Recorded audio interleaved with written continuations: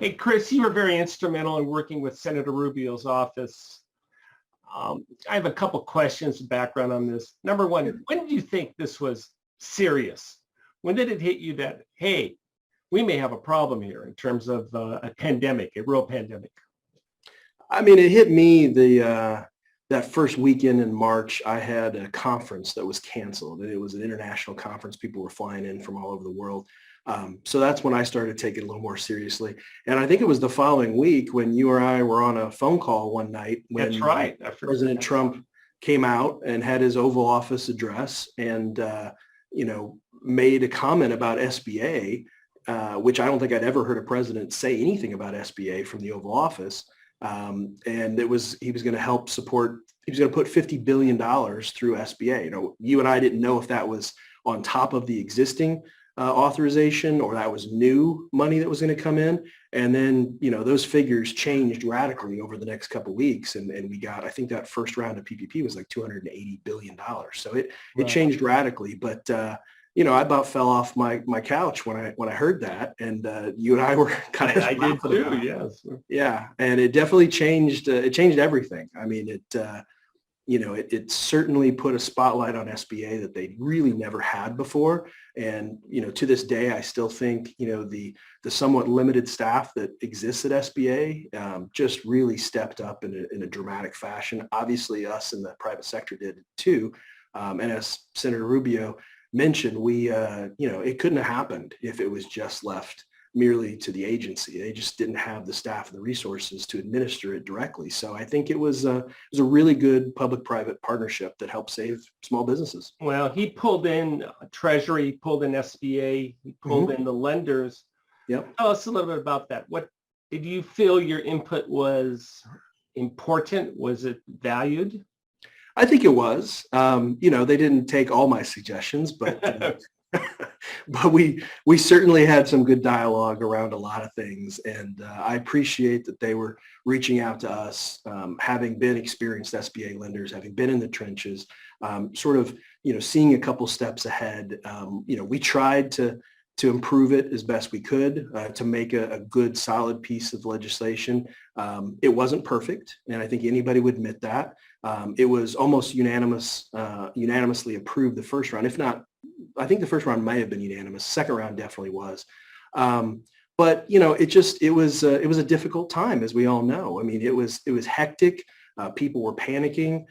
People didn't know if they were going to have jobs, if they're going to be able to put bread on their table, if they were going to be able to keep the business open. And so it was just a really crazy time, and it definitely required a lot of extra effort on all parties. We spent many nights and weekends banging all this out. And even then, once it was passed, then it really turned to the regulatory stage. And, as the senator said, Treasury really pumped out a lot of the guidelines within 72 hours. And then we basically had drops of new guidance, regulatory guidance, almost every other day for weeks and if not months. And, yeah, it was a little unnerving for analytical banker types to have such uncertainty there. But, at the end of the day, I think we were all on a mission to help. And I think it's very helpful that the government this time around, as you and I have talked about many times, focus their efforts on Main Street businesses and not just largest corporations. So it's a big shift, I think. Senator Rubio has a very interesting take on that, in that he said that if this had not occurred, that America as we know it in 2022 today would be completely different. Yep.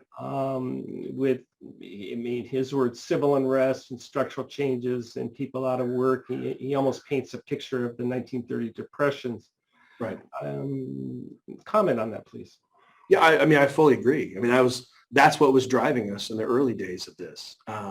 Because it's kind of funny. My wife came into me that night, the Oval Office address, and I said, "This is going to change everything." Yeah. And then she's since commented. She's like, "You swung into action, and your plans had plans, and you were thinking multiple steps ahead." And I think it was critical, because I think what the senator said is we could have had pitchforks in the street. It was a strange time that we've never experienced before. Right. And a lot of us were very concerned that the wheels could completely spin off here, and it would have been a massive, massive problem.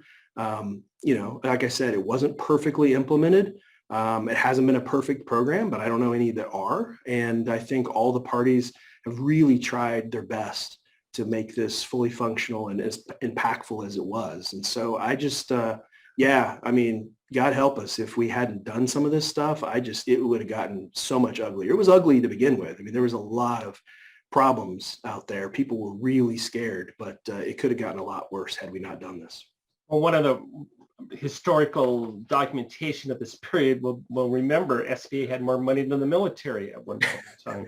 Yeah, well, this ultimately PPP was the biggest federal expenditure since World War II. Yeah, on an inflation adjusted basis. It's amazing. I mean, I still bump into people almost daily who are either appreciative because we provided a PPP loan to them, or they know somebody who got a PPP loan from us, or PPP loan from some other lender, just kept the doors open. Kept the doors open and employed people. That was the whole point of this. That's right. And we tend to forget that. That's where the money went. That's where the money went. And it brought a tremendous amount of attention, whether we like it or not, to the only agency in the federal government that's focused on entrepreneurship. And frankly, I've always said it's one of the most impactful agencies we have in the federal government. It really punches above its weight. It's been fairly understaffed and underfunded pretty much as long as I've been in this industry. And I'm hopeful that the spotlight they've been under and the good they've done, let's not focus on some of the problems they've had on some of the programs and grants that they've administered. But if you look at the overall, impact that they've had, I mean, this is an opportunity for SBA going forward to really do so much more good for America's small businesses. They just have to seize the moment, basically. I think we also need to keep this into context. I mean, there are always fraudsters, and we're going to get them, and they need to do the time.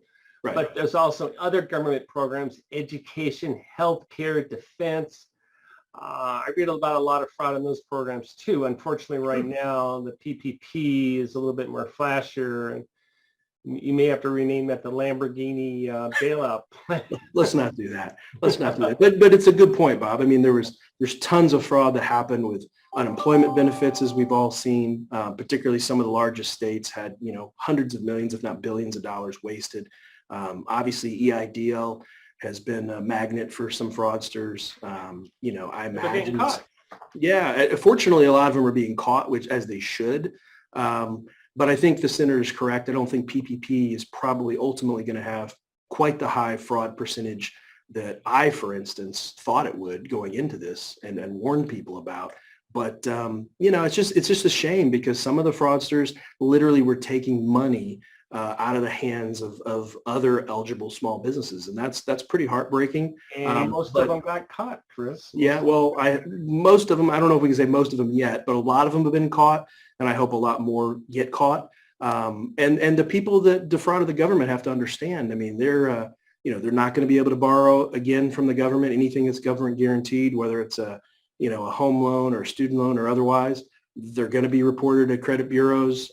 They're going to hear from Treasury. There could be fines, there could be jail time. I mean, there's a lot here that, for a $20,000 PPP loan, this time last year, I think some people are going to be regretting some of their behavior. Oh, absolutely. Well, you're talking fraud. There are some comparisons. The fraud that we have in the United States is nothing compared to the UK. Right. And so I would say, I hate to use the word manageable, but it truly is a very low percentage. Yeah, there are the outliers where you read these stories, but when you throw trillions of dollars around, Bob, I mean, the robbers, they don't rob the convenience store. They try to rob the bank, right? I mean, it's the same type of thing. You have trillions of dollars of money sloshing around. It's going to attract some folks. I mean, I have firsthand knowledge of some fraud rings that we reported. So it happens, and we're not unique in that by any means. I mean, I'm sure there's plenty of other lenders that also have experienced that and uncovered some of this stuff. But it was you're going to have it. It's the downside of human nature, I suppose. You're always going to have some bad apples, but we have to stay focused on the positives of the program. I think it really made a huge difference. Absolutely. Chris, I appreciate your time. Chris Hearn, CEO, co-founder, Fountainhead. Thanks, Bob. Take care.